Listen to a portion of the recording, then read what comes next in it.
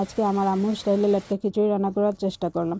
লেটকা খিচুড়ি রান্না করার জন্য প্রথমে আমি চাল মুসুরের ডাল ভালোভাবে ধুয়ে জিরা, দারচিনি, এলাচি ও লবঙ্গ পাটায় বেটে কয়েকটা পেঁয়াজ আধা ছেঁচা করে নেব। তারপর শুকনা খোলায় মুগ ডাল ভেজে নিব। ভেজে ধুয়ে আমি মুগ ডাল সিদ্ধ করে নেব। সিদ্ধ হলে আমি অন্য একটি পাতিলে ধুয়ে রাখা মুসুরের ডাল, চাল, লবণ, আদা, রসুন বাটা, এখন দেব বাটা মশলা, অল্প হলুদ, মরিচ, ধনিয়া, গরম মশলার ফাঁকি, আধা ছেঁচা পেঁয়াজ, কুচি করা পেঁয়াজ ও সরিষার তেল দিয়ে ভালোভাবে মেখে পরিমাণ মতো পানি দিয়ে সিদ্ধ করা মুগ ডাল দিয়ে ঢাকনা দিয়ে ঢেকে দিব ফুটে আসা পর্যন্ত। ফুটে উঠলে ঢাকনা উঠিয়ে অল্প আঁচে রান্না করব। চাল ডাল ভালোভাবে সিদ্ধ হয়ে আঠালো হয়ে আসলে বেটে রাখা মশলা ও আধা ছেঁচা পেঁয়াজ, কাঁচামরিচ দিয়ে 10 মিনিটের মতো নেড়েচেড়ে নামিয়ে পরিবেশন করব। খিচুড়িটি একদমই আম্মু রান্না করলে যেমন টেস্ট হয় তেমনই হয়েছিল। লাভ ইউ আম্মু। ভিডিওটি ভালো লাগলে লাইক, কমেন্ট ও শেয়ার করে গ্রামীণ হেসেলের পাশে থাকবেন। আল্লাহ হাফেজ।